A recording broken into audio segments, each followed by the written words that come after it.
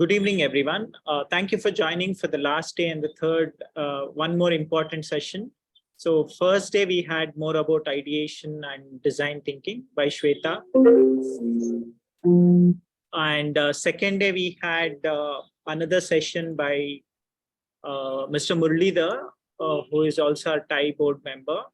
He spoke about various business model opportunities and how you can define your business model.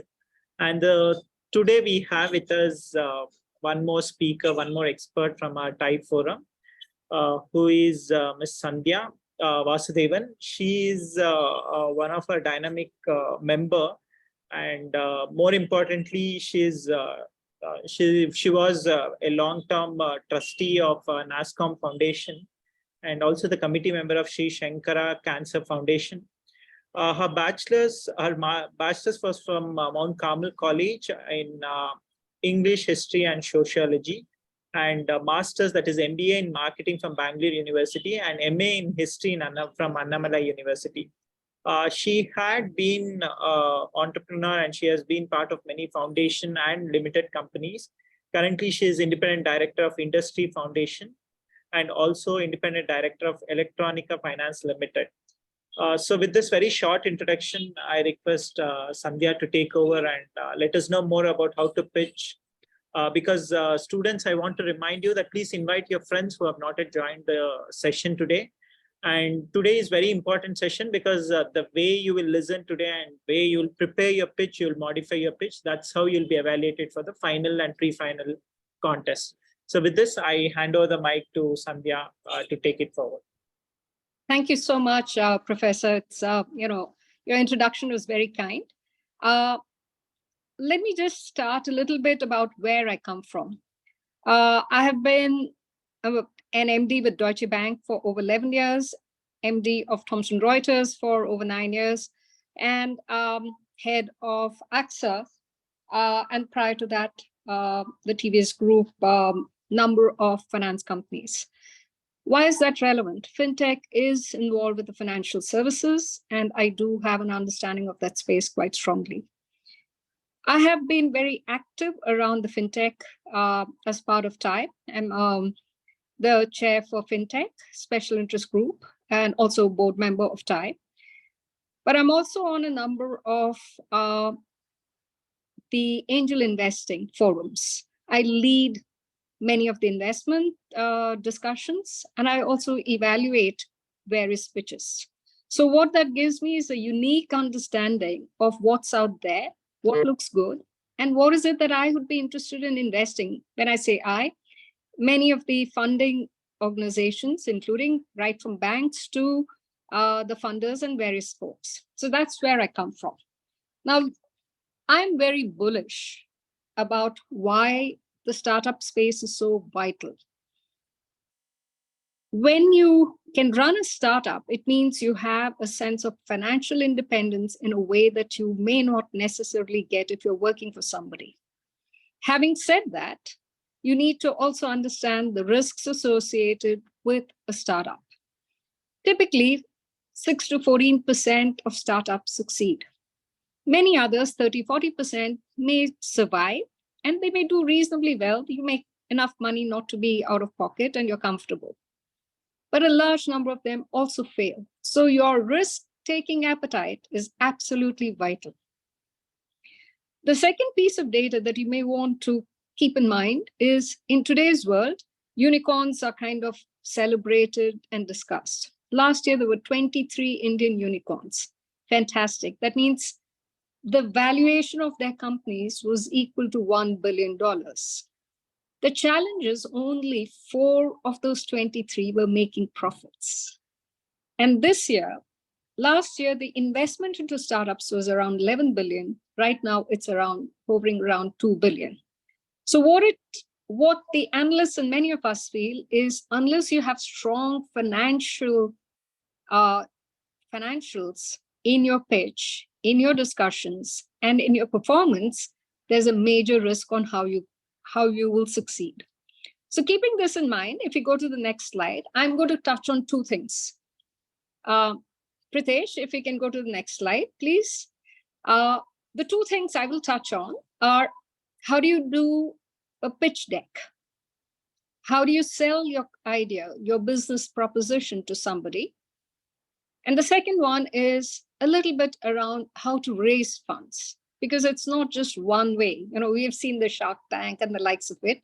There are many ways you can raise funds. So I'll touch on a few of those ideas as we go forward. If you go to the next slide, this is from yesterday's presentation that Murli had spoken about. What's the goal of a company? At the end of the day, it's a business idea, which means you need to make profits. As you're making profits, you have to make sure that your revenues keep increasing and your costs keep going down. Very simple. And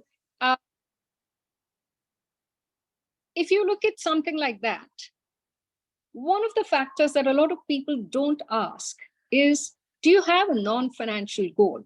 In today's world, that's an important question. Because, for example, you may have organizations such as the Grameen Bank, which was set up as a social sector for-profit entity. It is a bank, but it also made sure that it had a bigger, larger purpose, which was important for sustainability. So therefore, when you're coming up with an idea and you're pitching, think through whether you have any of those ideas. Why is that important? There are tax breaks, there are special grants, and there are special purpose organizations which fund those kind of companies. So therefore, non-profit related goals also play a very important role in your entire model of how you take things forward. If you go to the next slide, what you will see is, why do you need the financial statement? Many of you are from the engineering background. Please make sure that you build your financial acumen. How do you make money? This is not, don't get too caught up with the jargon around it. At the end of the day, do you know how to make money? You have to figure that out. It is important to understand that how are the accounts done? At the end of the day, do you get a profit? Do you have a loss? If so, how long can you continue to have that loss?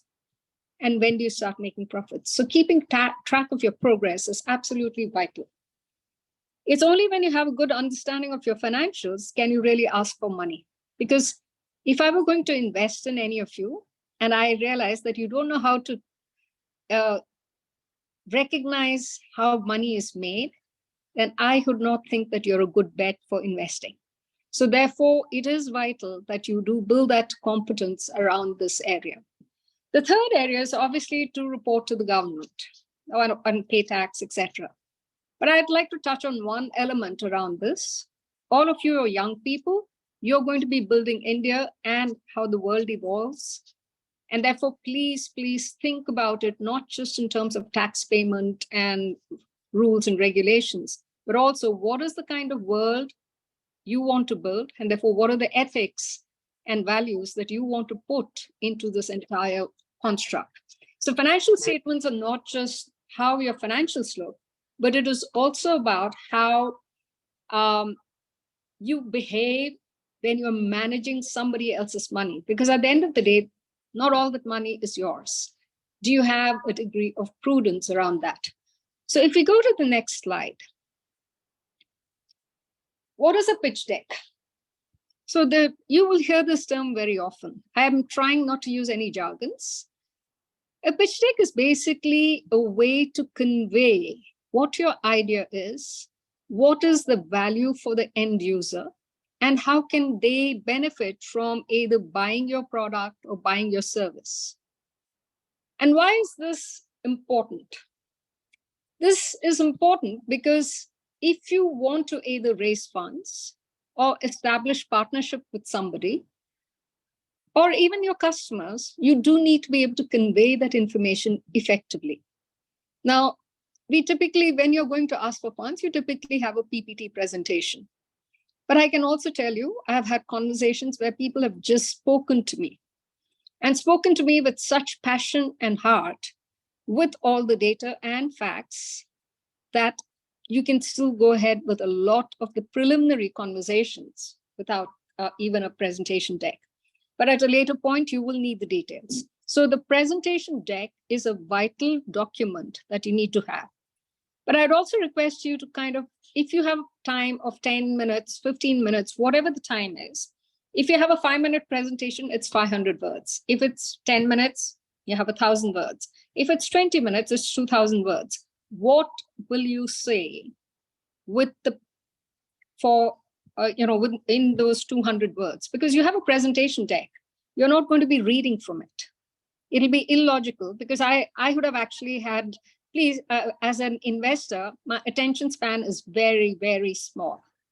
So what do I tend to do? I will look at your deck, quickly skim through all the pages and pick 1 or 2 things that interest me, and I will ask questions. So therefore, what you need to be very clear is the pitch deck is important. It contains all your data, but you also need to be able to convey that as a story with your script. So if we move to the next slide, I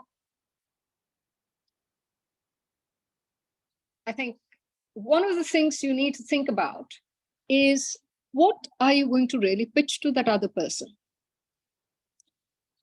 I think the slide needs to move. Typically, as an investor, the first thing I look at, and almost in any place, is who is the founder? What does the founding team bring to the table? Do they have advisors backing them?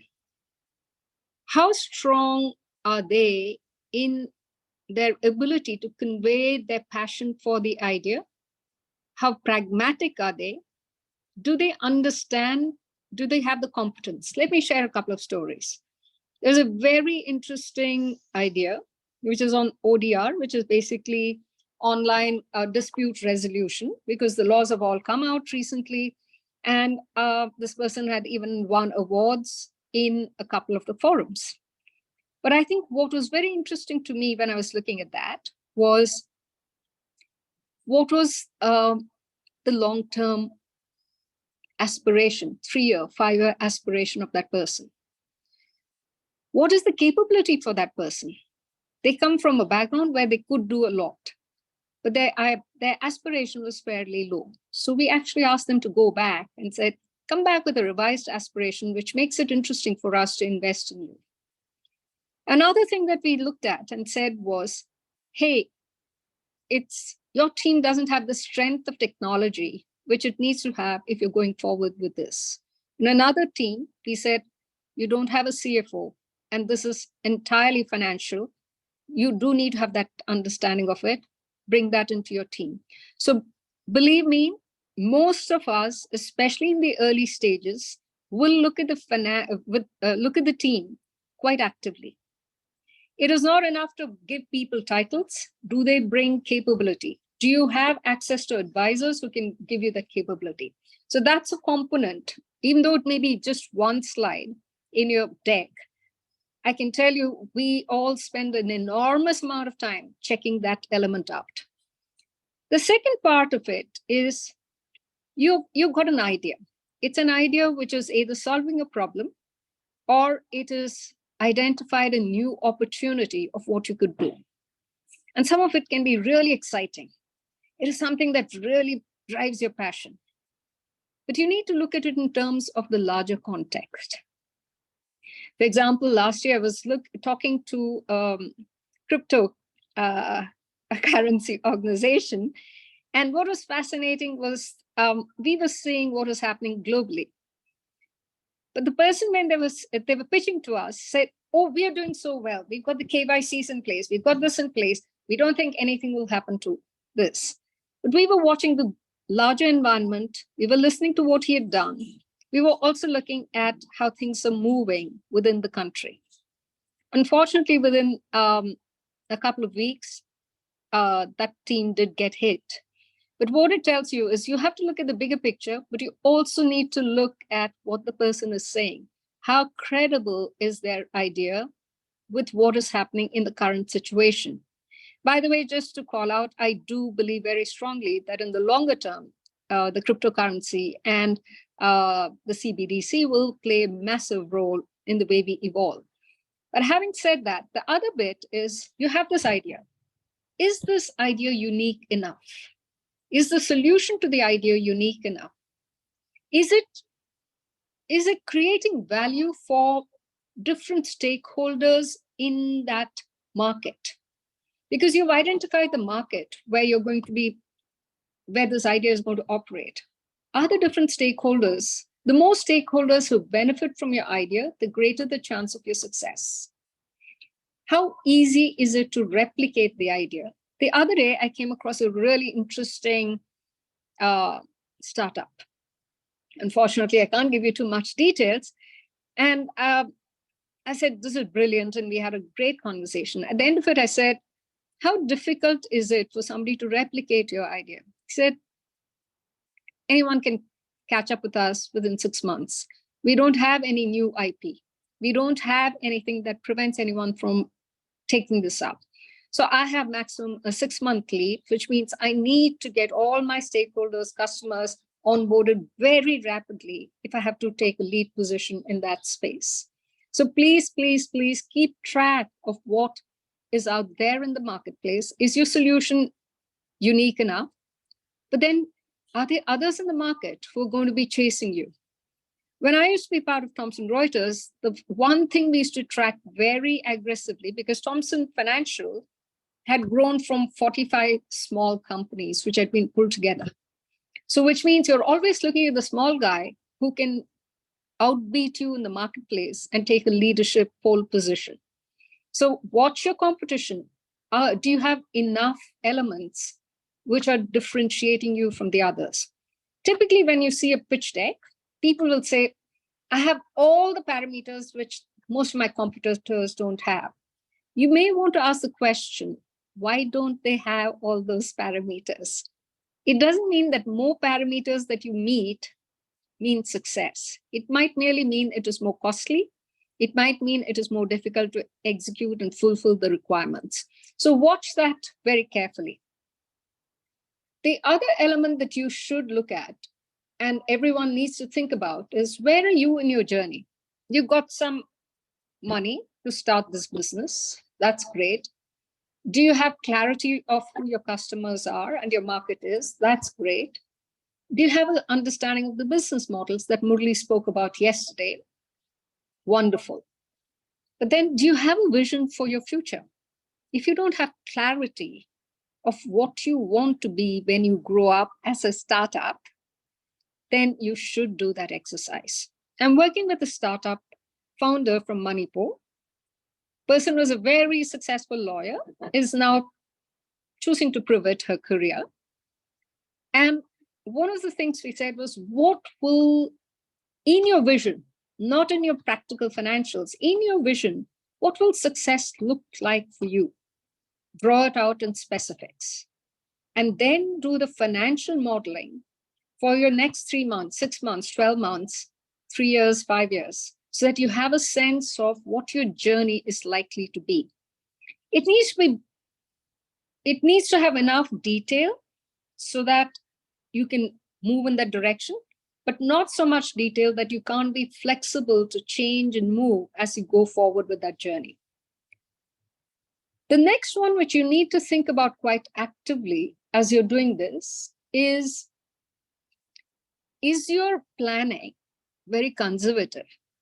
You're thinking of all the risks in the world? Because one of the things with engineers is you're looking at all kinds of data and you're looking at all kinds of possibilities. Are you looking at only the risks and therefore you've got a very conservative approach? Or are you being very bullish? The world will change as soon as I bring this product to the world. You need to have what I've found very helpful is if you have a very conservative approach, you have a bullish approach, and you have a pragmatic approach, which means you will have the ability to flex and change as things happen as you grow. So that's an important part of analysis that you need to put in place. The last one is you've got the idea. You've now got a prototype. You then moved into finding potential buyers for it. So you've test marketed it and you've got a few people who bought your product or your solution, your services, whatever it is. But if you've got to make sure that this is a good and viable business proposition, you've got to have certain level of sales, the scale up activity.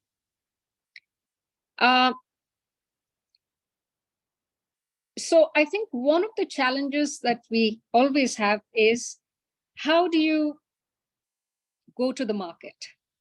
How do you acquire a customer? What kind of pricing models do you put in place for your product or your service? If you have a manufacturing thing, do you have the right quality? If it's service, do you have a proper process in place? Do you have the proper architecture for the workflows? Do you know what are some of the risks that will come in? Do you understand the people dynamics for this business? So these are all some of the things. So let me give you an example of somebody I'm involved with mentoring. It is in a sustainability space. The person is supporting EV vehicles financing. Seems straightforward, but he has a twist. He's working with communities of drivers. And it's fascinating because his hook is very different from everybody else, because others are all looking at it only as a financial play and an EV play. That's impact financing. But this guy is working with human beings and saying, okay, how do I make sure that these guys are able to make money and I can monitor their performance, and therefore my partnership with whether it's banks or NBFCs are successful. So he's kind of added an additional interesting, which is happening with the EV financing. So if we move to the next slide,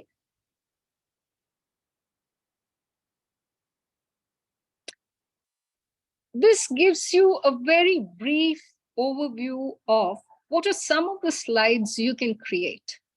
This is not a, a how-to. You go into the net and you can find lots of different ways to present this.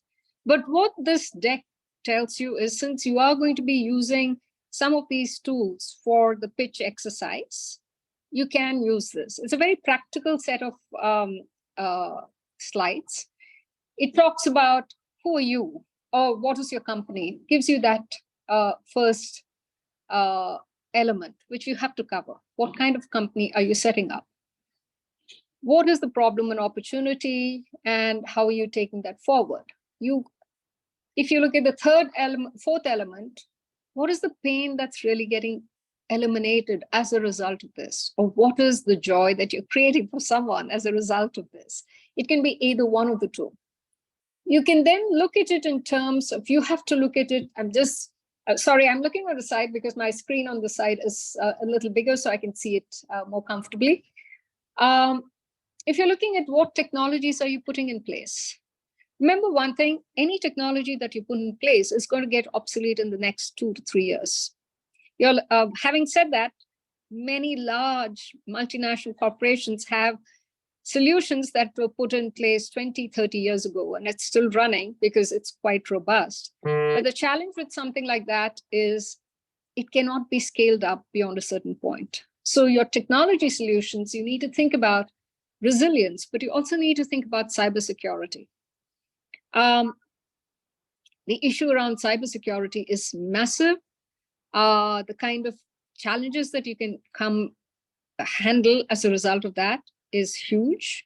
It doesn't matter which area you're engaged with, but it's a massive, complex area. The other bit that you need to look at is obviously competition. Also look at it in terms of your business models and go-to-market models. They are very vital. Now, if you're looking at business models, I know you had a good session yesterday. Think through what kind of a business is it. So let's say you are involved in any kind of digital business. Quite often people talk about premiums, which is free at the entry level, but after a certain point you start paying a premium amount to be part of the community, and then you pay for other services. You see that in apps, you see that in many different ways. But the reality is you need to check, does that make sense? don't just use models which are out there. Use your common sense on, will it be something that you will pay for if you put that in place? And do a test, check with a few people. That's very, very important as you go forward. And as you're going into the marketplace, who are your partners? How do you engage with them as you go forward? Because it's absolutely vital that you have partners who can support you if you don't have the capability. Next one, don't underestimate success metrics. Any person who's giving you money looks at numbers, and we probably do it, we understand it better than the person who's created a product or service. This has been our bread and butter for years. So that's a very important element of success. We've already touched on the team. So make sure that you have clarity there. And one of the things that we always ask for is, where are you on the journey and what are your next milestones? Don't put an activity.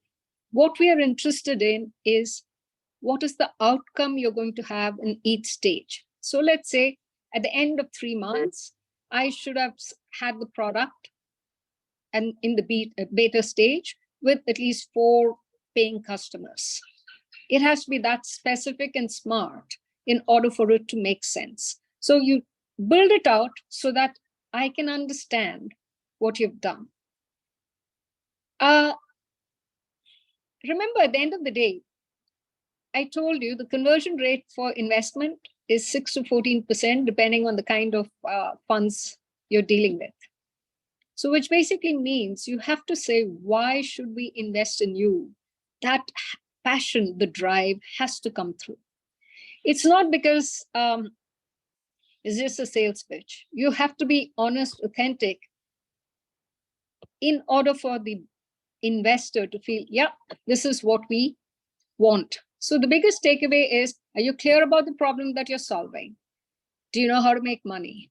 And are there any other guardrails you're putting for yourself as you're operating here? Okay.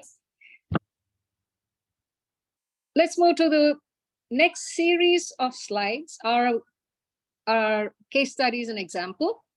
And this is a startup which was trying to provide pet services. Bangalore is a very pet-friendly place. So this group of people, they started looking at what are the problems that an average pet owner has. Or I want to get a pet. I want to make sure that I get it from a right source. I want to feel comfortable about it. I want a pet sitting service because I travel a lot. I need that. I need some help in having my pet adopted because I've been posted to a place which is really far away. I can't take him, her through the quarantine and all of that. So I need help. So the reality is people have different problems with regard to having and enjoying a pet. So the whole thing is, do you have clarity about what the different types of problems are for which you're finding a solution? So this is a sample of how you could share your problem statement. This does not necessarily mean that this is the only way to share it, because let me tell you one thing, this might work for the pet industry, but if you're having, let's say, a deep tech or a financial product, cute dogs may not really sell the story. So you need to think through what's the best way to convey the problem statements. Let's go to the next slide. The next one is all about what is your, who's your customer? What's your target market? Based on the problems, you can land up saying it's anyone who's involved in the pet ecosystem, which in this particular case study was, it's almost 2 crore Indians who have pets or they provide services around it, animal lovers, all of that. You need to be clear about it. Quite often, frankly, even though this is given you who they are in a more detailed deck, we actually want very much more details around what is the size of the market? Therefore, what is your portion of it that you're going to be going after? So you're not, if I take this case study, it says 2 crore Indians who may be interested in this. But in Bangalore, maybe only X% have pets. And of that, those who can afford the service will be only Y. Be very clear about who's your target and why you're going after them. And therefore, how do you manage them? Because the customer avatar is a very important element of how you have to visualize. And I think one of the good things in today's world is you all have gaming, you have exposure to different kinds of games, which gives you that ability to visualize. Do that to your creative best so that you understand that. So the next, once you have a target market, what do you do next? If you go to the next slide. This particular company decided that they will only provide services of adopt and hand over the pets, provide insurance for the pets, maybe some training and pet sitting. And the Scout Premium is all of these services bundled together with maybe some advisory support. They recognize that if they were to kind of add additional things like linking all the pet shops or the healthcare for the pets, how easy is it? So some of it, this is illustrated. What they have actually done, I'm not close enough to this particular startup, so I can't comment. But typically, you tend to look at, these are all the possibilities. I will pick these 5 and I will provide the services. That's how you kind of say, this is what my solution is. This is how I'm taking it forward. And that clarity is absolutely vital, which when you share it with the investor or the potential investors. So if you go to the next slide, one of the things here is about customer acquisition. Now, you can do this in many ways. You can do it by yourself. You can have some salespeople to go chasing customers. You can do direct marketing through various digital means. You can kind of do point of sale in a physical location. You can choose, depending on what you've got, you can do lots of things. But one of the fastest ways to grow is find partners. They could be small partners, big partners. The other day we were talking about someone who has frankly, a very incredible product. And the regulators were very, very interested in them. But what was interesting was, in order for them to scale, they need to partner with the big guys, maybe a Tata, Wipro, that kind of service provider. But one of the challenges is, if they do that, by being a very small partner, they're just a startup with a very mammoth-sized partner, the customer at the other end is not going to really recognize or even acknowledge these guys. So they had the dilemma of, how do we go forward? So client acquisition, you need to be able to call out different kinds of things in order to take it forward. You may want to look at connecting the human resources. So what these guys did in the startup is they connected to different people who are involved in the ecosystem. They used QR codes in the pet shops. They looked for co-branding opportunities. At the veterinary clinics, they kind of had educational sessions. They equally also created the pet centers for pet sitting and the likes of it. So in the sample, this is what they did. But depending on your products and services, you need to think a little more. If you go to the next slide, please. This gives you a rough idea of, you do need to share the financials. So you need to be able to say, okay, this is the money coming in from the pet sitting services, from the vet offices, from the co-branded exercise, whatever it is. And these are all my expenses. It may be expenses for the people who I employ, the sitting pet centers that I have, it may be rent, it may be electricity, the utilities. So when you're thinking in terms of expenses, you need to think of it in terms of, is it a fixed cost? Is it a variable cost? And if so, what are the conditions under which it varies? And that's a very important element for managing your cost. There is the other element on the revenue side. Is this recurring revenue? Is it a one-time revenue? And is this episodic? Is it going to happen when, okay, I run a dog show and therefore, I'm able to make a lot of money. There's an event, it happens, but it's not regular. So you need to understand how your money flows are going to come in this.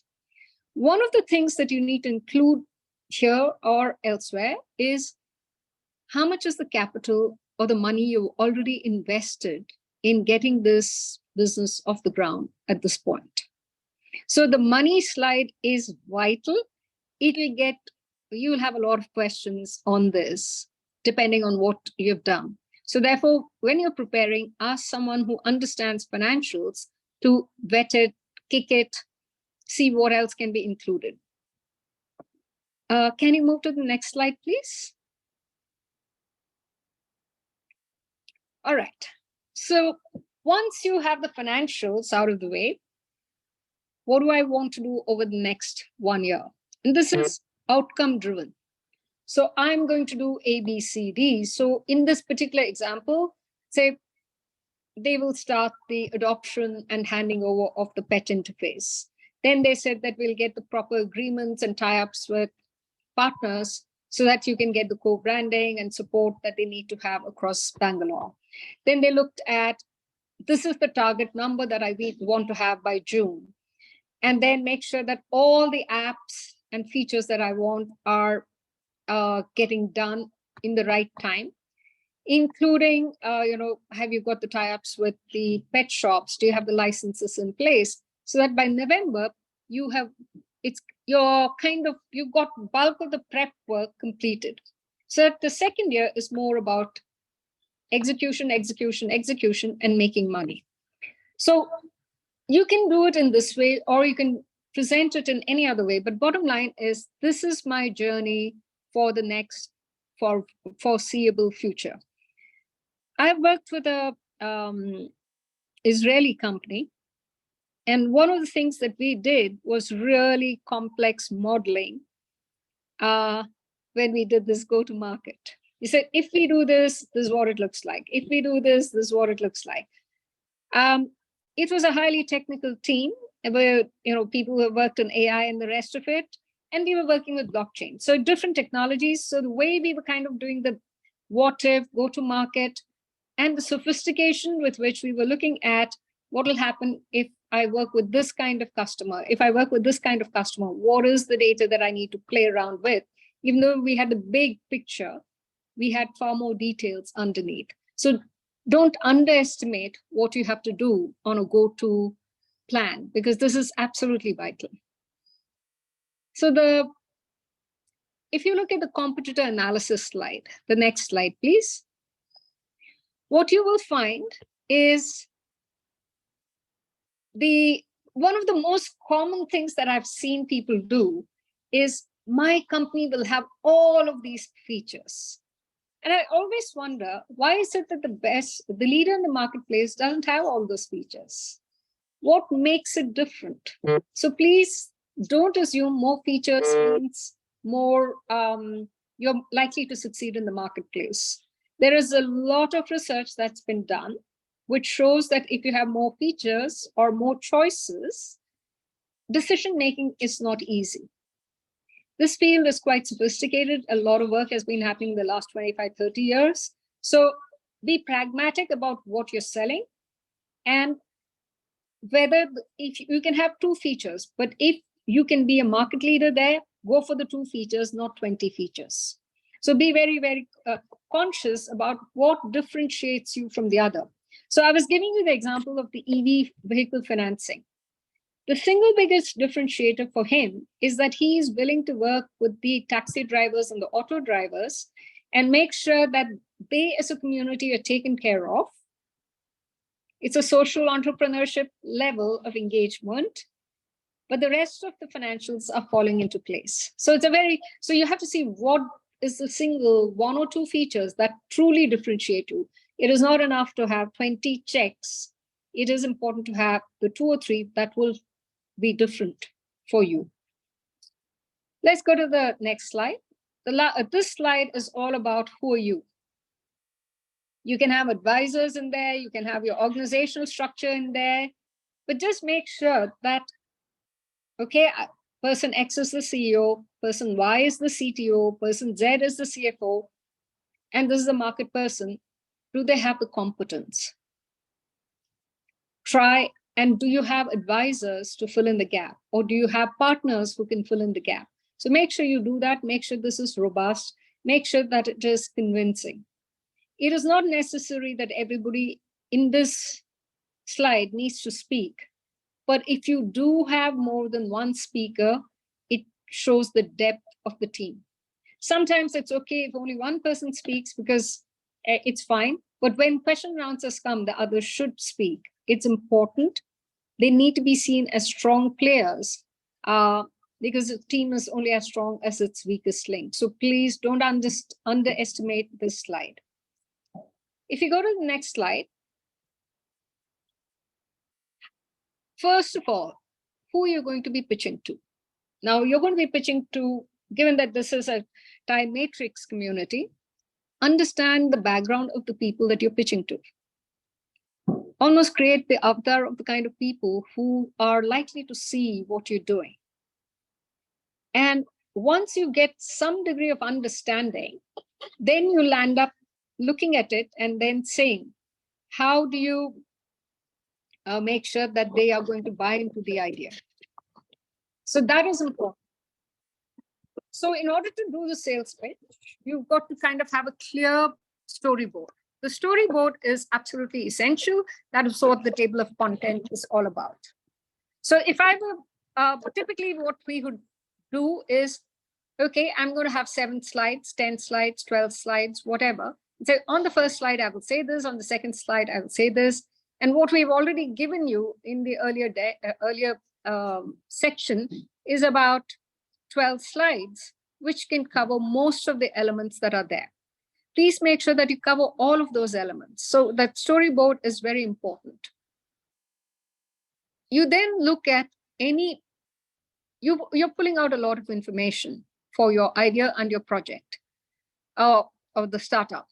Make sure you have content which has both facts as well as stories that make sense. Because it's not enough to just say, the facts are like this. One of the things, if any of you have been watching the news, why is it that a lot of the startups are not doing so well? Because the number of customers who can buy from them is only about 10 million. If it's only 10 million, even though according to the macro picture, there should be 100 million, you're not really going to get the kind of sales that you want. So think through what is it that you're kind of putting in place, okay? Once you have the data on the slides, look and feel, what does it look like? Please don't use short forms, because I'm probably coming from a completely different background and I don't know what that short form that you've used means. Even though it may mean something in a certain field, it means something exactly opposite in another field. So avoid that. Check for spelling mistakes, grammar, because one of the things that typically irritate many players is if you got basic mistakes in the deck, what it tells you is this person's not paying attention to detail, which means sense of quality. You can beautify it, but be very pragmatic about what you mean by beautifying it. Because for some people, lots of color, lots of designs, they'll like it. But I think there'll be a lot of others who won't. So kind of be pragmatic, stick to facts, it's easier. And then write your script. Please write your script. What are you going to say for each slide? Do you have a story? Do you have a hook? Do you know how to take it to the next page? If you get on to the next slide, what you will find is you can keep as few as 5, 7 slides, going up to a maximum of 15. One of the good practices is if you have additional information that you want to share, put it into the appendix. And The first version, when you do the presentation, you don't need to share the appendix, but you have the data and you can always share those slides with whoever's looking at it at a later point. So that's the best way to do it. Second is less content on each slide. Now, it's not so much less content as do you have a clear idea or message that you're conveying in each slide? Because if you put lots of information, you have one idea and say, here are a set of facts to support the idea. Here is a story to support the idea. And this is why this information is important for you, is basically what you need to be putting across. You don't need to write full sentences. You can have phrases, bullet points, but please make sure that the phrases and bullet points make sense, not just to you and your friends, but also to other stakeholders who'll be reading it. Again, I have already touched on not too many colors and images because sometimes that can be distracting. If you do a complex diagram, my recommendation, it goes into the appendix, but you can have a kind of a shrunken version of it, which you can put there, and then put what is the message that you're trying to convey with that. If the message is, hey, I've already got the architecture in place, you say, we've already got the architecture in place. And you can have a very tiny picture of that so that that message is conveyed easily. I think the content needs to be readable. Remember one thing, are you presenting to the other person? Or are you going to send the deck to them upfront? Are you handing over the printouts? Think through what is the way you're going to be using this, because people consume information in different ways. None of you in this call have the deck upfront. So if you'd got the deck upfront, you'd have kind of skimmed through it and said, not worth it. I'm not going to be sitting through it.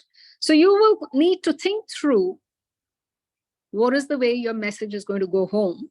And therefore, what's the best way to convey that? And I think you guys are smart enough to have as many tools which are available in the marketplace. Let's go to the next slide.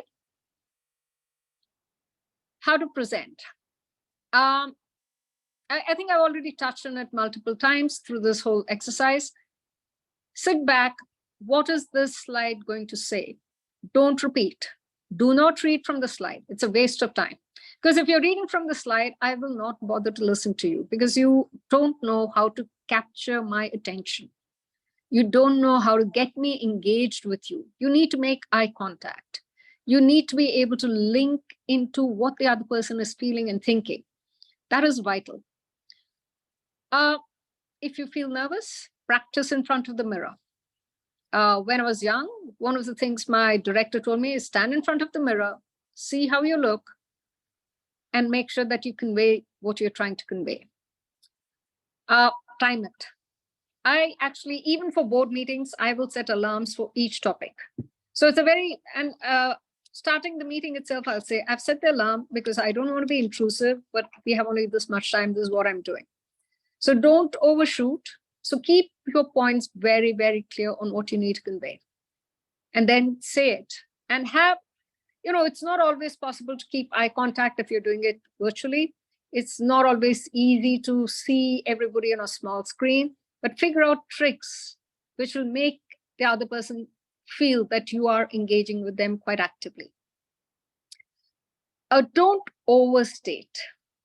Don't say, I have solved the problem of the world, but don't be shy of conveying that you've got what you've got.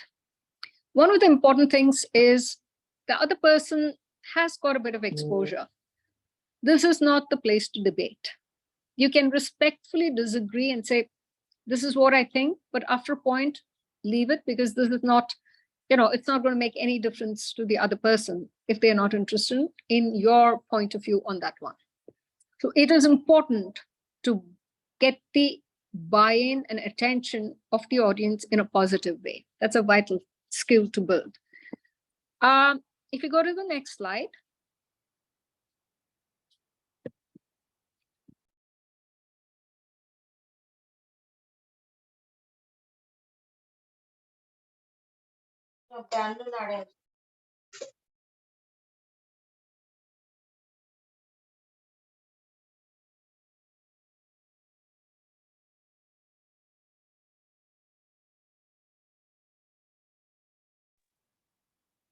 Was I muted?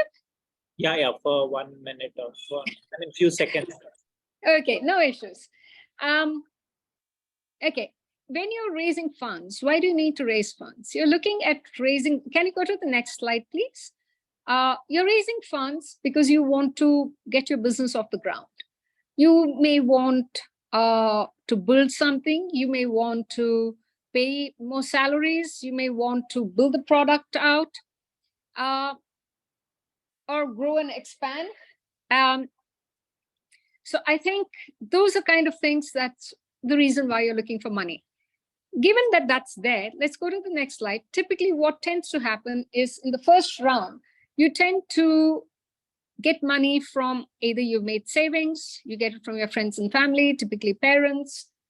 They're not going to be, they can be friendly, they will be supportive, and it's kind of far more easier, but it can also be complex. For example, one of the companies I was involved with, the guy had got money from his godfather. The godfather was 92. It was brilliant to be sitting in on those funding conversations.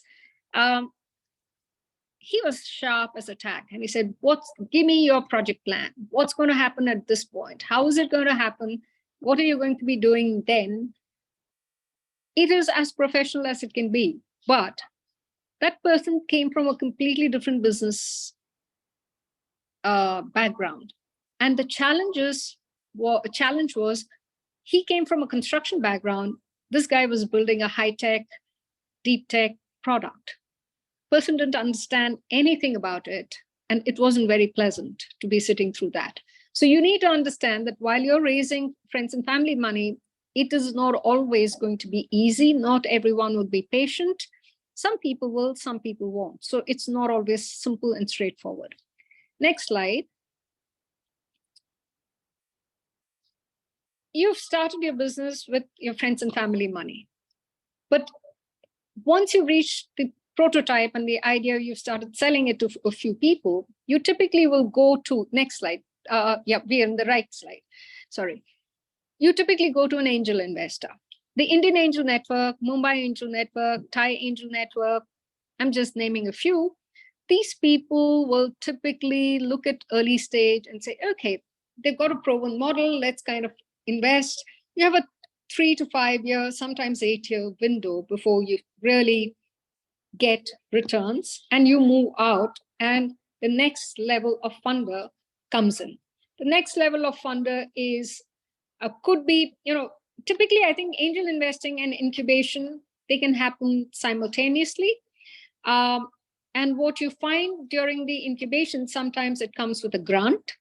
It is not necessary. Angel investing typically will be for a part of your capital. That means they want an equity in your firm. That's typically how it's done. But there are models where they provide debt. And I think banks also do provide debt. Now, funds are a little more mature, and they will look at the cohort and say, okay, this is how I'm going to be funding. And typically they will also want a part of your equity. And this is and these are generally companies. They are companies who may be specializing in certain types of startups that they are interested in. They could be impact funds, they could be fintech funds, they could be different kinds of funds. So you have different kinds of approaches around source of funding. If you go to the next slide, please. You're looking at when you are, when an investor puts money in you, what are they looking at? It is far more riskier for me to put money in a startup than if I were to put the money in mutual funds or fixed deposit or whatever it is. So when I'm putting that money there, I want to make sure that I get a return.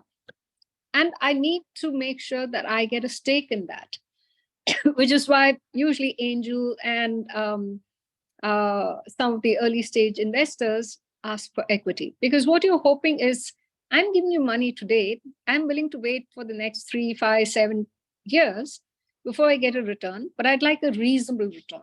And typically, if I look at, let's say, Indian Angel Network, they get a 35% return over the entire portfolio of X thousand companies that they've invested in.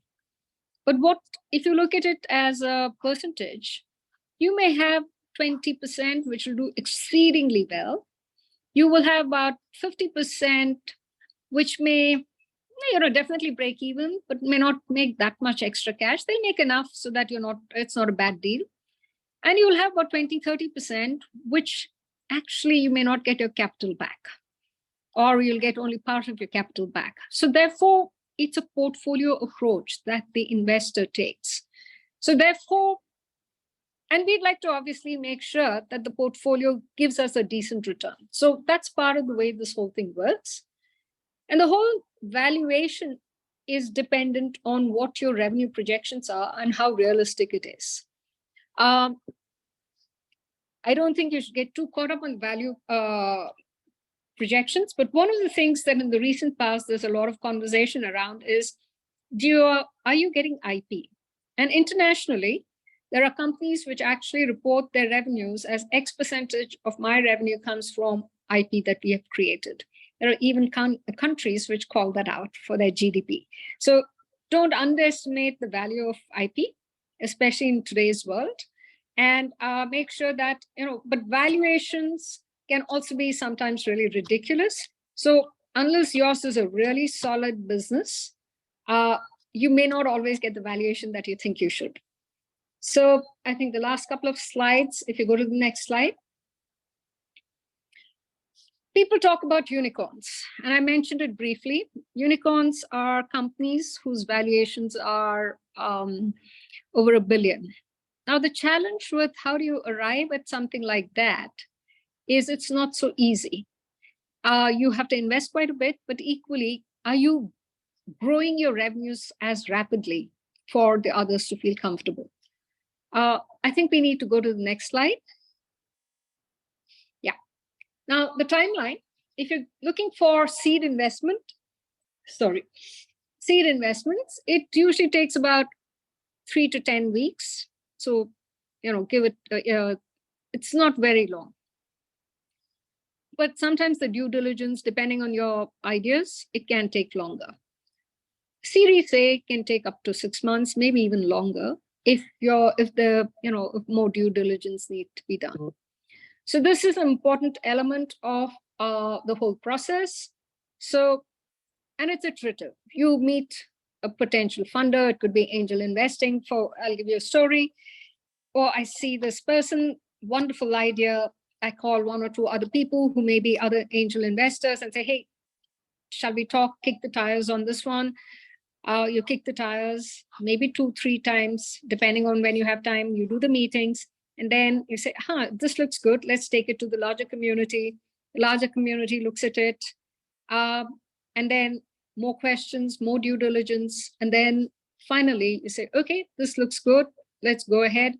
Then you establish agree on the negotiations and establish the term sheet before you take things forward. But having said that, sometimes it can move very fast, more faster than you expected, and sometimes it can take much longer. And typically most people will go around fishing between multiple people who can fund them. Sometimes it's a good idea, sometimes not such a great idea. So with that, let's go to the next slide. So how do you define the different stages? And I think this chart is actually very good. Pre-seed is you're kicking around looking for ideas. Once you have an idea, you kind of got a little bit of money to say, let me test out that idea. So the seed is there. You're planting the seed.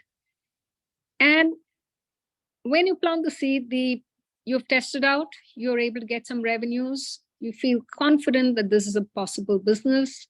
That's when you move to a Series A. And you're kind of going more into an established business. Series B is it starts growing. And then finally you go to Series C, D, E, whatever it is, and then you can go IPO.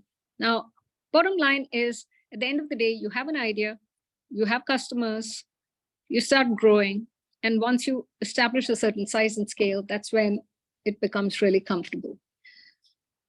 If you move to the last slide, I think, the reality is there's a lot of excitement in the startup space. You have ideas, you have so many possibilities. It's fun. The level of optimism is wonderful.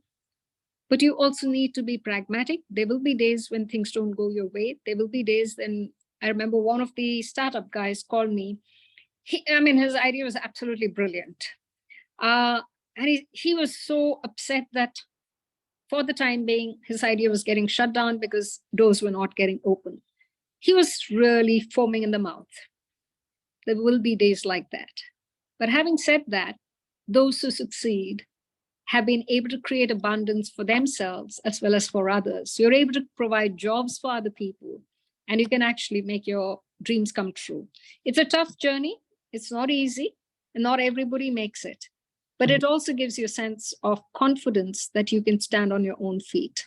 So with that, I'll throw it open for questions.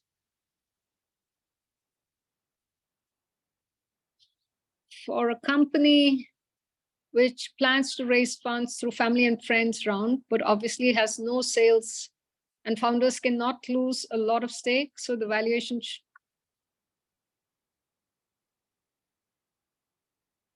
reality, I'll tell you, I'm a conservative person. So my views are my views. I don't believe in very high valuations. I believe in pragmatic valuations. If you want to survive for the longer term, make sure that you have a business which can make profits. Because valuations are based on revenues.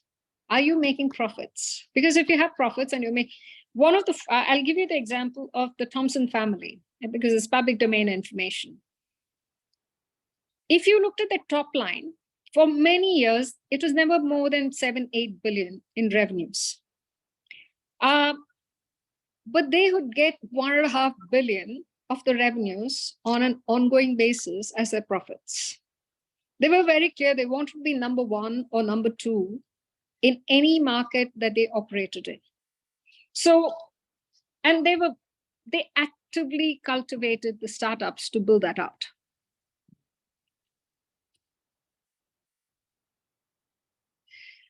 For the number of, how many years do you need to take for a financial model? Since you're going in for a pitch, my recommendation is focus on the first 1-2 years, but have an idea out up to 3 years. Usually that's what works.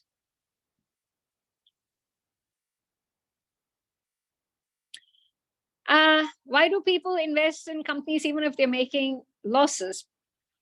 The reality is sometimes an idea is more futuristic. It's not yet ready. And therefore, you are willing to put in more money. If you look at Amazon, initial years, the amount of loss they made for the first, decade or so, it was not funny. But the reality is, if you look at it, they are the leaders in many, many ways. So therefore, depending on whether you have the ability to make that idea into a reality, you may choose to put in that money, or the investors may choose to put in that money.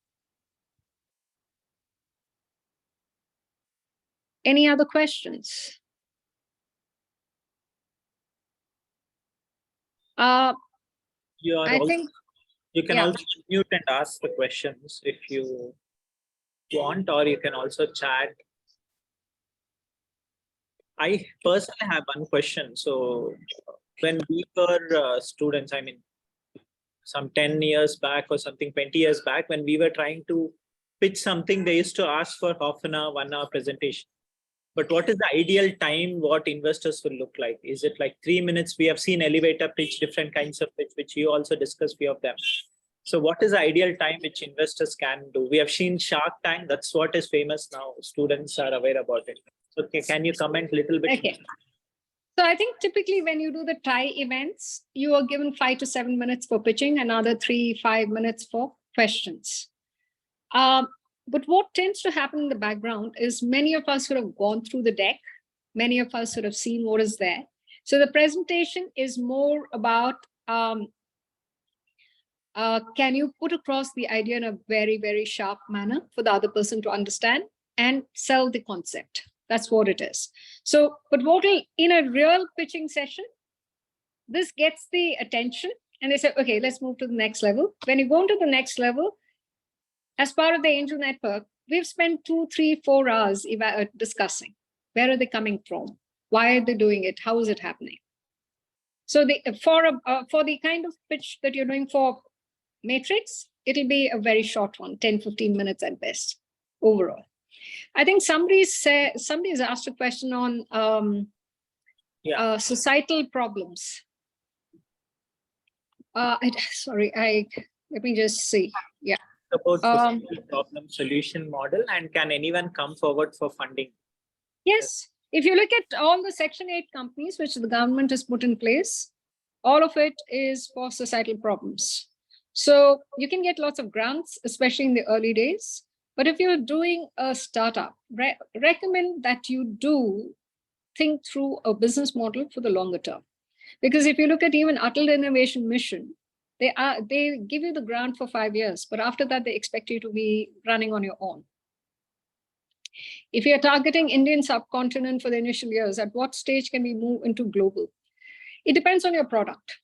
One of the perspectives that somebody shared, an angel investor who's done a lot of this investing, he said it's easier to get $10 of revenue internationally than to get 10 rupees in India.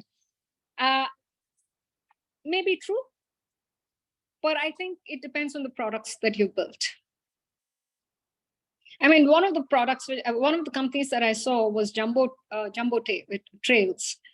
I have really loved what they've done because they've taken the supply chain aspect of the Kirana Dukans and the layer of fintech associated with that. So it's an ecosystem funding approach which they've taken. It's brilliant.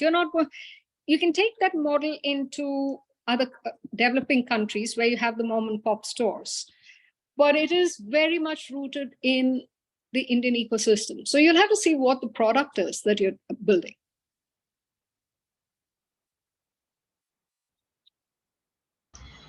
Good evening, ma'am. Okay.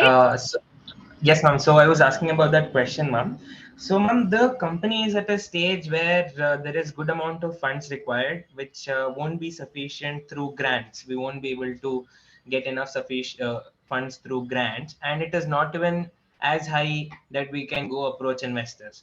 So, in this stage, we plan to do a friends and family round, and obviously we cannot give up a lot of stake because we might have further series rounds wherein we might have to raise funds in future. And if the company valuation comes somewhere in 1 crore or 2 crores, then it seems a little high for a company which has no sales. So how could we convince, how could we talk, and what should we do, ma'am? A couple of other tools, because grants is one source of funding. Banks also provide funding, and you can look at a debt approach on that, because they can give you working capital loan. They can give you, whatever kind of personal loan of different types, or for the entity or the product. I think there are, depending on what you've got, you can get loans from the bank. So don't discount that.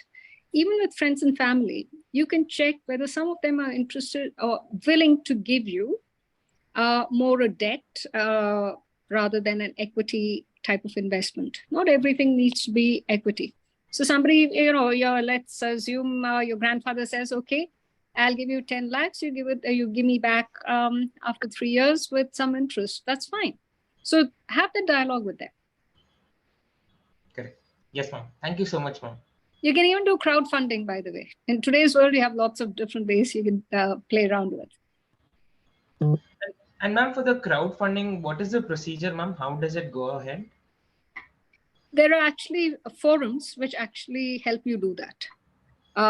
So I think you need to do a bit of research to see which crowdfunding forums will help you for the amount of money that you're looking at.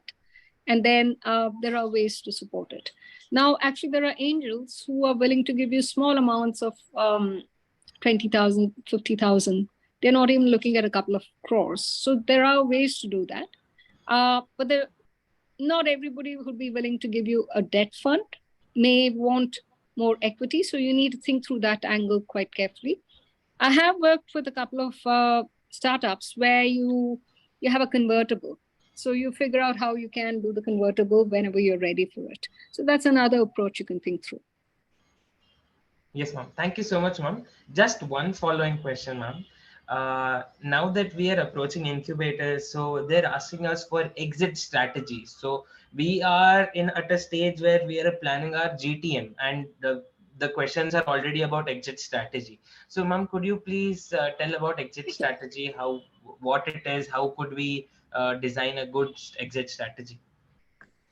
I think you have to sit back and think about it a bit philosophically. At least, again, this is my opinion. If you ask an investor or a fund manager, they may have a different answer. You need to see, are you looking at building this for yourself for the long term? Or is this something that in the next 3, 5, 10 years, I want to move forward? So the exit strategy can be, okay, I will get my revenue to X, then I will move to Series A, B, C, or I go IPO. And then I will hand over at that point in time. I don't mind handing over the company to somebody else as long as I get a return of X. You need to think through what are the possible approaches that exist out there and which one feels natural and comfortable for you at this point. You can always change your mind 3 years down the line, because it is important, because some people want to continue to be CEOs of their companies forever. There are others who say, yeah, I'm interested in exiting in 5, 7 years. If you're building an idea and want to exit in 5, 7 years, then the way you run things will be very different. Correct. So you may want to think through that aspect of it. Yes, ma'am. And what if we have to design the exit strategy for incubators? Now, because few incubators ask equity in the company as well. They ask for 2%, 5%, and they ask us how will they get the return. So in that angle, I think what you have to say is in the next 3 years, we hope to get this level of business, and we will move to Series A, Series B. And at that point, you can exit. So basically, that's what you have. Irrespective of what you're doing, you have to see, will you have growth potential strong enough for you to move to the next level? So if you think of the slide, which speaks about how your company grows, where are you in that stage? Are you ready to go into the next stage of the business? So that's frankly what you have to think through. thank you so much, ma'am. It was really lovely interacting with you, ma'am. Welcome. Any other questions, guys? I think there's a question that was in the chat box. No. I guess you have already answered them. Yeah, I realize that. Okay, so if you don't have any further questions, let's thank Sandhya madam for coming and giving us insight about it in spite of her busy schedule. So maybe we will try to also approach you for virtual jury also if some time permits, but we'll get back to Murli, we'll get back to you. Let me know. I'd be more than happy to do that. I love looking at the ideas. I think the young people have amazing ideas and potential. So it's really, it's more fun for me than anything else. Yeah, sure. One thing I'd like to kind of share with you guys, please, where possible, since you're all coming from the engineering space, think about ideas with potential for IP. It is important for the country. Sure, thanks a lot. That's a wonderful suggestion. So students, let's thank Sandhya ma'am for spending a valuable time with us and giving much insights about pitching, investment, how you can raise for funds and so on and so forth. So further, one announcement for you guys is we'll be sharing with you one Google form where 10th of this month, 10th of May is the deadline for you to send your initial pitch. As per the suggestion given, you already have submitted one very draft pitch, which is in rough stage. Now it has to go further ahead. We'll also be sharing some of the slides which are used by all our 3 speakers so that you can take that as reference, the recordings of all these 3 sessions. So you can refer it back and then submit your slides for the finale, where we'll be doing screening from 11th of May till 19th of May. There will be screening by multiple jury members and they'll be evaluating. In that, we'll take top teams and we'll be inviting those top teams to present their ideas in front of the jury. And then finally, top 3 ideas, 2 ideas will be getting the prize money and award in Global Matrix Forum, and also complimentary registration mentorship. So this is a journey from now till June first week till we reach the Matrix Forum, the actual finale, which is going to happen. So with this, yes, we have cash prize. That's a huge money. We have budgeted out. We'll give the details more in our subsequent emails. But please ensure that you submit your pitch deck before 10th of this month. We'll send you more details on email and our WhatsApp group. Thanks a lot. Thank you, ma'am, again for joining us. My pleasure, and all the very best, everyone. Yeah. Bye. Thank you.